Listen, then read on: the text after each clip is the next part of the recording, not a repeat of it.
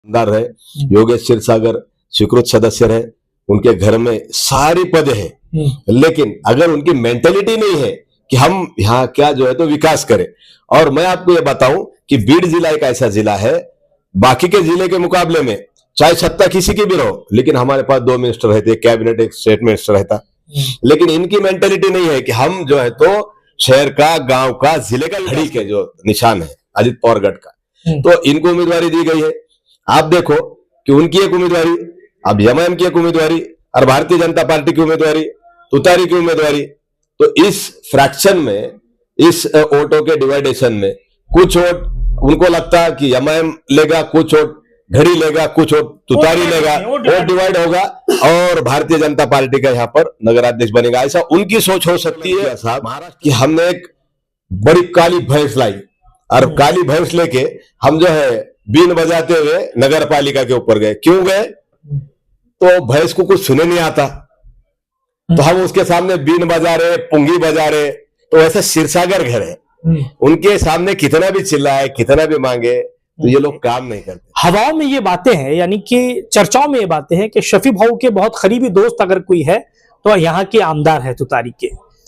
तो लोगों में कहीं ना कहीं, जिससे मैं अभी बात कर रहा था, कुछ लोगों ने बोला था कि क्या शफी भाऊ दोस्ताना निभाएंगे या अपना पार्टी का फर्ज निभाएंगे। देखिए, हमने जो संदीप क्षीरसागर को यहाँ पर समर्थन दिया था, आपकी ये गलतफहमी मैं दूर करता हूं और जनता की भी। 2019 का जो विधानसभा मैंने कंटेस्ट किया तो संदीप क्षीरसागर के खिलाफ किया। 2016 में मुझे मजलिस की उम्मीदवारी मिल रही थी, मैंने मजलिस की उम्मीदवारी उस वक्त नहीं ली। यही संदीप क्षीरसागर ने मेरे साथ धोखाधड़ी की थी, मेरा फॉर्म भरा था लेकिन मेरे साथ धोखा किया था। वो मेरे करीबी कभी भी नहीं है और मैं जिस सियासी पार्टी में काम करता हूं, आज मैं जिस पार्टी में, मैं उसी का काम करूंगा, मैं उसको क्यों समर्थन दूंगा। औरंगाबाद एक्सप्रेस न्यूज में आपका दोस्त अल्ताफ हुसैन। बीड़ जिला कायदेचा किल्ला, यानी कि बीड़ जिले का अब इलेक्शन लगभग तय होने आया है, यानी कि अब वोटिंग होना है कुछ ही दिनों में और रिजल्ट आपके सामने रहेगा। पिछले कई सालों से यहां पर हर पार्टियां मेहनत कर रही हैं कि उनका नगर अध्यक्ष बने, उसी के चलते एआईएमआईएम भी अपना जोर लगा रही है। लेकिन पिछले कई सालों से देखा गया कि आमदारी की यहां से इलेक्शन नहीं लड़ाया गया, हालांकि उम्मीदवार इनके पास मौजूद थे। मेरे साथ शफी भाऊ यहां पर जुड़े हैं और उसके बाद में जब बारी आती है नगर अध्यक्ष की तो इनके साथ फिर बैड लग रहा कि यह जगह ऐसी को छूटी। लेकिन अब सवाल यह है कि क्या अपनी पार्टी का यहां पर उम्मीदवार को ये नगर अध्यक्ष तक पहुंचाएंगे, उस कुर्सी तक पहुंचाएंगे, क्योंकि पिछले 10-15 सालों से ये यहां मजलिस को लेकर मेहनत कर रहे हैं, पेशेंट से एडवोकेट है और जब जब कहीं पर भी जुल्म होता है, अन्याय अत्याचार होता है, वहां पर एक नाम पहुंचता है, उसका नाम है शफी भाऊ। और भीड़ के हर वो शख्स ये चाहता है कि शफी भाऊ के साथ वो जुड़ा रहे।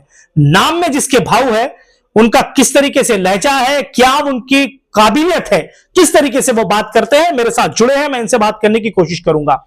सर, 19 कैंडिडेट आप लड़ा रहे हैं, नगर अध्यक्ष का कैंडिडेट भी आपके पास में है, लड़ाई बड़ी टफ है शफी भाऊ। ये नहीं है कि सिर्फ मजलिस ही मजलिस लोग कहेंगे, अदर पार्टीज भी मेहनत कर रहे हैं, क्योंकि यहां पर क्षीरसागर फैमिली जो है अपना गढ़ है उनका, ये 30 सालों से यहां पर वो मैदान में है। कैसी लड़ाई है?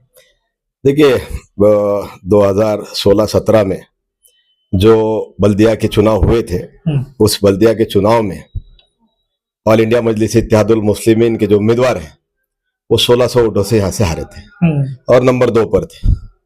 और यहाँ पर 9 नगर सेवक मजलिस के थे। आपने कहा कि लड़ाई बड़ी टफ है, बिल्कुल कोई दो राय नहीं है। उस वक्त भी टफ थी, उस वक्त 2 क्षीरसागर के खिलाफ ये लड़ाई थी और 2 क्षीरसागर में मजलिस का जो कैंडिडेट था तो वो आसानी से आ सकता था, लेकिन कुछ कारण थे वो उस वक्त नहीं आ सका। लेकिन अब ऐसा है कि मजलिस का भी उम्मीदवार हमने खड़ा किया है। जैसा आपने कहा कि हमारे बारे में बैड लग रही, तो बिल्कुल कई सालों से हम जिस वक्त का इंतजार कर रहे थे कि जो जिंदगी हमने यहाँ पर डाली कि भाई कहीं ना कहीं एक ओहदा हम हासिल करेंगे और जिस ओहदे के ऊपर मुसलमानों का हक होगा उसको हम हासिल करेंगे। लेकिन जैसा शासन या प्रशासन जैसा ठहराता है उस तरीके से यहाँ पर एससी का आरक्षण निकला, हमारी जो महिला भगिनी है उसके लिए ये आरक्षण निकला, तो हमने भी एक कैंडिडेट यहाँ पर दिया है। और भले गरीब कैंडिडेट है लेकिन लोगों में का कैंडिडेट है और हमने 19 नगर सेवक यहाँ पर लड़ा रहे। तो पिछले बार भी हमने कुछ कम ही उम्मीदवार यहाँ पर लड़ाए थे, लेकिन हम जीत के काफी करीब थे। अब तो ऐसा है कि क्षीरसागर जो है कई सालों से इस बीड़ शहर के ऊपर हुकूमत कर रहे हैं, 30-40 साल से, चाहे मंत्री हो, नगराध्यक्ष हो, आमदार हो, हर तरीके का यहाँ पर उन्होंने सत्ता यहाँ पर आपने हासिल की है और हाथ में रखी है। लेकिन इस बार वो भाजपा में गए हैं। एक जो आमदार है संदीप क्षीरसागर, वो राष्ट्रवादी शरद पवार के गठ में है, ये उनके घर में 2 कैंडिडेट है। उसके बाद अभी पंडित फैमिली की एंट्री, यानी विजय पंडित साहब जो आमदार है गेवराई के, और उनके बड़े भाई साहब अमर सिंह पंडित साहब जो माजी आमदार है, इनकी एंट्री बीड़ में हो गई है। ये अचानक से हुआ या बाय प्लान हुआ? क्योंकि हमको तो ऐसा नजर आ रहा कि महाराष्ट्र में जहां कहीं भी मुसलमानों का गढ़ है, तो वहां भाजपा और राष्ट्रवादी ये अलग अलग लड़ रही। क्यों? कि जो मुस्लिम का वोट भारतीय जनता पार्टी को नहीं मिल सकता, तो वो डाइवर्ट करे राष्ट्रवादी को। वैसा ही यहां पर एक मुस्लिम उम्मीदवार के सास है, वो बौद्ध है, लेकिन उनके दामाद जो है तो मुस्लिम है, राष्ट्रवादी घड़ी के जो निशान है अजित पवार गढ़ का, तो इनको उम्मीदवारी दी गई है। आप देखो कि उनकी एक उम्मीदवारी, अब एमआईएम की एक उम्मीदवारी और भारतीय जनता पार्टी की उम्मीदवारी, तुतारी की उम्मीदवारी। तो इस फ्रैक्शन में, इस वोटों के डिवाइडेशन में कुछ वोट उनको लगता है कि एमआईएम लेगा, कुछ वोट घड़ी लेगा, कुछ वोट तुतारी लेगा, वोट डिवाइड होगा और भारतीय जनता पार्टी का यहाँ पर नगराध्यक्ष बनेगा। ऐसा उनकी सोच हो सकती है, महाराष्ट्र लेवल की पॉलिसी यार षड्यंत्र हो सकता है। उसी तरीके से मजले गांव में भी वैसा ही क्या होना, वहां पर एक मुस्लिम एक बड़ा शख्स है साल चौथ साहब, तो उन्होंने वहां पर तुतारी के कैंडिडेट है, लेकिन राष्ट्रवादी ने भी जो है अजित पवार गढ़ ने प्रकाश सोळंके साहब जो आमदार है, उन्होंने भी वहां पर एक मुस्लिम का कैंडिडेट दिया और एक तरफ भाजपा का कैंडिडेट है। तो वहां वो मुस्लिम कैंडिडेट वर्सेस वो मुस्लिम कैंडिडेट, तो ये फ्रैक्शन होगा, वोटों का डिवाइडेशन होगा और भारतीय जनता पार्टी आएगी। ऐसा षड्यंत्र ये सब ने मिलकर यहाँ पर रखा है। और उन्होंने तो एक बाइट में कहा प्रकाश सोळंके साहब ने कि ठीक है, हम स्थानिक के कुछ इलेक्शन अलग अलग बोलकर लड़ रहे हैं, लेकिन हमारा तो महायुति है, हम इलेक्शन के बाद वापस मिल जाएंगे। तो यहां भी वैसा है। तो इस तरीके की ये पॉलिसी यहां पर ये लोग कर रहे हैं, लेकिन एमआईएम बड़ी मजबूती से यहां पर लड़ रहा। तब भी हमने कम उम्मीदवार लड़े थे, तब तो 2 ही उम्मीदवार अगले जो थे वो टफ फाइट के थे, लेकिन अभी यहाँ 3 बड़े कैंडिडेट है, भाजपा है, राष्ट्रवादी है, तुतारी राष्ट्रवादी है, ये 3 प्लस हमारा कैंडिडेट, तो हम चुन के आ सकते हैं। अब एक चीज मैं आपको बताता हूं, जैसे कि आप कह रहे हैं लास्ट टाइम आपके जो नगर सेवक चुन के आए थे वो पार्टी छोड़ दिए थे, उन लोगों को पार्टी छोड़ के चले गए थे। आपको लग रहा है कि इस बार चुन के आने के बाद में आपके 19 कैंडिडेट आपके पास में है, जीतने के बाद वो आपके ही साथ रहेंगे या किसी और पार्टी का फिर वो रुख करेंगे? देखिए, अभी किसके माथे पर तो नहीं लिखा है कि भाई तुम्हारे साथ वो रहेगा या नहीं रहेगा, और ये सिर्फ एमआईएम के साथ नहीं है। तो देखो ना, बड़े बड़े लोग हैं जो मुख्यमंत्री है, अशोक चौहान मुख्यमंत्री रहे के नहीं रहे, उनके बाप दादा से कांग्रेस में रहे, बड़े बड़े पद लिए, आज भाजपा में गए सत्ता के लिए। अभी एकनाथ शिंदे साहब जो है तो किसके साथ थे? उद्धव ठाकरे साहब के साथ थे, बाला साहब ठाकरे साहब के साथ थे, लेकिन आज सत्ता के लिए कहां गए? भाजपा के साथ गए। अजित पवार ये शरद पवार के भतीजे हैं, हाँ, सो कॉल्ड सेक्युलर जिन्हें कहा जाता है, सत्ता के लिए गए ना, गए कि नहीं गए? वैसा अगर कोई पहले गया है तो इसको मैं कुछ नहीं कर सकता, लेकिन हमने इस बार पार्टी ने भी कुछ चीजें ऐसे बांध के लिए है, कुछ ऐसी तैयारी की है, कुछ उनके पास से कुछ करके लिया है कि भाई ये लोग पार्टी छोड़ के ना जाए, चुन के आने के बाद ये अपनी भूमिका ना बदले। ऐसा हमने कुछ तजवीज करके रखे हैं इंशाल्लाह। मैं अभी आपके शहर में घुमा हूँ, हर जगह का कहीं ना कहीं बहुत बड़ा प्रॉब्लम सड़कों का नजर आया है मुझे। सबसे बड़ा मुझे बीड़ में शहर के अंदर अगर कोई चीज दिखी है तो नालियां और सड़कों का बड़ा प्रॉब्लम है। आप इतने सालों से 30 सालों से सिरसाट फैमिली यहाँ पर जो है क्षीरसागर फैमिली यहाँ पर राज कर रही है, आपको नहीं लगता कि एक विरोधी होने के नाते आप यह मुद्दा उठाए या आप ये आवाज उठाए कि ताकि आपके शहर की सड़कें, आपके शहर का पानी, लोग तो कह रहे हैं कि 20 दिन में एक बार पानी मिल रहा है, तो ये बीड़ का, यानी कि बीड़ एक फेमस जिला और उसका ये हाल है, तो कैसा होगा ये? देखिए, क्षीरसागर फैमिली पिछले 40 साल से सत्ता में है। उन्होंने पालक मंत्री भी यहाँ पर थे, जयदत्त क्षीरसागर साहब, कैबिनेट मिनिस्टर भी थे। भारत भूषण क्षीरसागर 35 साल से नगर अध्यक्ष रहे। अभी संदीप क्षीरसागर पहले 5 साल और ये 5 साल ऐसे अभी दूसरा टर्म है, आमदार रहे। योगेश क्षीरसागर स्वीकृत सदस्य रहे, उनके घर में सारी पद है, लेकिन अगर उनकी मेंटेलिटी नहीं है कि हम यहाँ क्या जो है तो विकास करें। और मैं आपको ये बताऊं कि बीड़ जिला एक ऐसा जिला है, बाकी के जिले के मुकाबले में चाहे सत्ता किसी की भी रहो, लेकिन हमारे पास 2 मिनिस्टर रहते, एक कैबिनेट एक स्टेट मिनिस्टर रहता। लेकिन इनकी मेंटेलिटी नहीं है कि हम जो है तो शहर का, गांव का, जिले का विकास करें। इनके दिल में नहीं है। आपने आप पूरा जायजा लिया, अगर 40 साल सिरसागर रहे तो इतना मेन मार्केट क्या, आपने तो सिर्फ ये रोड देखा होगा, अभी इधर भी आप जाकर देखिए, आपके जो है नट बोल्ट ढीले हो जाएंगे, आपके जो ये क्या बोलेंगे उसको, रीढ़ की हड्डी और मन के, ये भी ढीले हो जाएंगे। अब न जाने बीड़ के लोग कई सालों से यहाँ पर है, लेकिन क्या है कि मजबूत ऑप्शन नहीं आ रहा। अब एमआईएम के रूप में एक मजबूत ऑप्शन है। और आपने जैसा कहा कि हमने पानी के लिए, स्वच्छता के लिए और सड़कों के लिए कई ऐसे आंदोलन किए। हमने तो एक बार ऐसा आंदोलन किया साहब कि हमने एक बड़ी काली भैंस लाई और काली भैंस लेके हम जो है बीन बजाते हुए नगर पालिका के ऊपर गए। क्यों गए? तो भैंस को कुछ सुने नहीं आता, तो हम उसके सामने बीन बजा रहे, पुंगी बजा रहे। तो ऐसा सिरसागर घर है, उनके सामने कितना भी चिल्लाए, कितना भी मांगे, तो ये लोग काम नहीं करते। और ऐसे कई अनोखे आंदोलन किए हमने, उपोषण करे नगर पालिका के दरवाजे में। मैं नहीं कह रहा, मैं अखबार बता दूंगा कि हमने किस किस तरीके के आंदोलन यहाँ पर किए। कई उम्मीदवार मुस्लिम भी हैं जो तुतारी से खड़े हुए हैं, जो राष्ट्रवादी अजीतदादा गठ से खड़े हुए हैं, जो बहुत दूसरी पार्टियों से उम्मीदवारी भरे हुए हैं। आपको नहीं लगता कि फिर ये ग्राउंड लेवल पर ही वोट कहीं ना कहीं बट रहा है, जिसकी वजह से नुकसान आपको होगा? देखिए, वोट बटने के लिए तो ये साजिश है ना, एक वोट बटना है, यही साजिश है। अगर आप यानी ऐसे पार्टियों से खड़ रहेंगे, भारतीय जनता पार्टी से अगर खड़ रहे थे, तो लोग कैसा वोट करेंगे आपको? लेकिन आप ठीक है, सियासत है, सबको अपने अपनी जगह पे जाने का जो है तो फ्रीडम है, वो लोग कहीं भी जाके खड़ रह सकते। हमने तो सबको दावत दी थी, हमने सबको दावत दी थी, आइए, ये आपका खुद का पक्ष है, आप जो चाहे इसमें ले सकते, कोई मसला नहीं है। अगर आपको जिला सदर चाहिए, जिला सदर लीजिए, नगराध्यक्ष चाहिए, नगराध्यक्ष लीजिए, नगर सेवक चाहिए, नगर सेवक लीजिए। आपने पहले बोला था इनको ये बात? हाँ। उनकी तरफ से क्या रिप्लाई मिला? क्या अब ये कुछ लोगों को सत्ता के समीकरण समझ में आते हैं। अभी हम विरोधी पक्ष में, कुछ भी करे तो सत्ता में जाने वाले नहीं है, तो हमारे साथ आके क्या करेंगे? बम मारेंगे? भाई कभी भी रहो तो विरोधी पार्टी में रहो, चलो लो मोर्चा, नगर पालिका पे चलो लो मोर्चा, कलेक्टर ऑफिस पे चलो लो मोर्चा, तहसील पे चलो, ये काम। तो जो लोग ओरिजिनल पॉलिटिक्स करते, ये लोग जो है तो सत्ता के समीकरण के साथ जाते। क्या मैं ये समझ सकता हूं कि आने वाले 5 सालों में एमआईएम यहाँ से आमदारी की तैयारी कर रहे हैं? क्या समझूं मैं इस चीज को? देखिए, 2019 में मैंने भी यहाँ पर एमएलए कंटेस्ट किया है, मैं खुद उम्मीदवार था, पार्टी ने मुझे यहाँ पर उम्मीदवारी दी थी, मैं यहाँ पर लड़ा हूँ। लेकिन 2024 में पार्टी की कुछ पॉलिसीज थी कि भाई हम लिमिटेड सीट लड़े, तो आज पक्ष का जो आदेश है वो हमको मानना पड़ेगा साहब।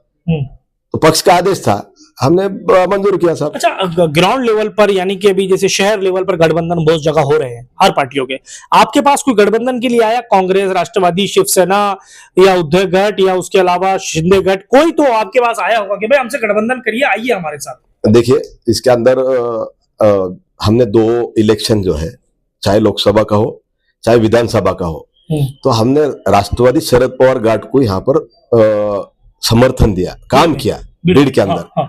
देखिए साहब, बीड़ का जो खासदार है बजरंग सोनवणे साहब, ये 6-6.5 हजार वोटों से आए, और बीड़ विधानसभा का आमदार संदीप क्षीरसागर, ये 5-5.5 हजार वोटों से आए। अगर हमारा कैंडिडेट अगर यहाँ रहता, तो आप इस चुनाव के नतीजे में क्या सोचते कि 5-6 हजार का वोट का डिफरेंस कोई बड़ा डिफरेंस नहीं है। अगर हमारा कैंडिडेट रहता तो ये दोनों सीट चले जाते।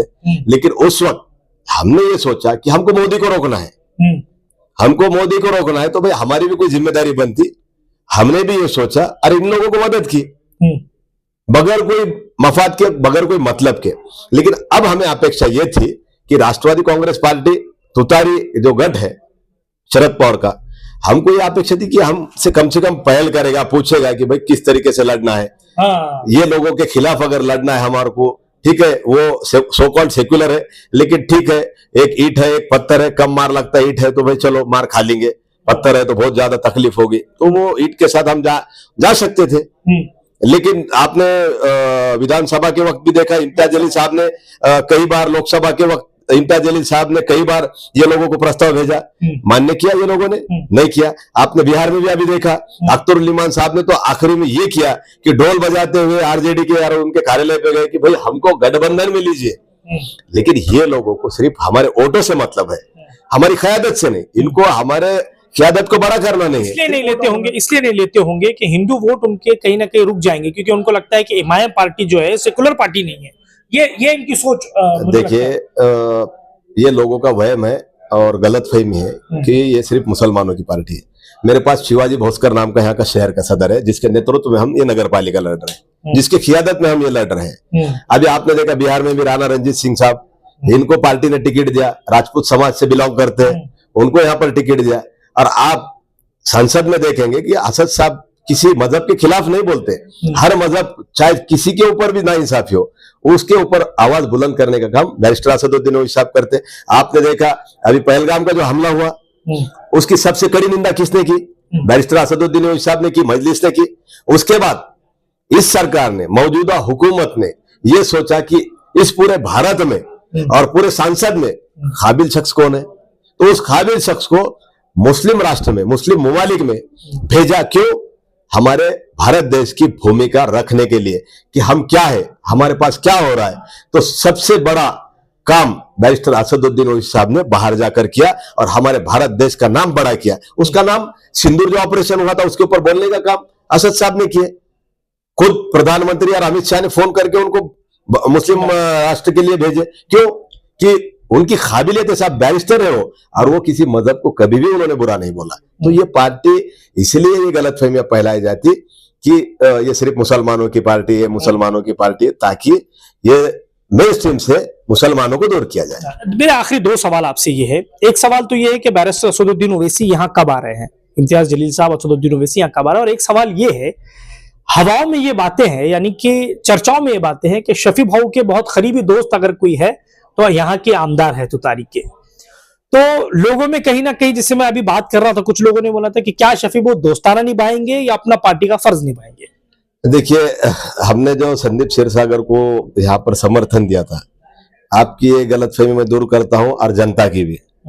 2019 का जो विधानसभा मैंने कंटेस्ट किया तो संदीप क्षीरसागर के खिलाफ किया। 2016 में मुझे मजलिस की उम्मीदवारी मिल रही थी, मैंने मजलिस की उम्मीदवारी उस वक्त नहीं ली।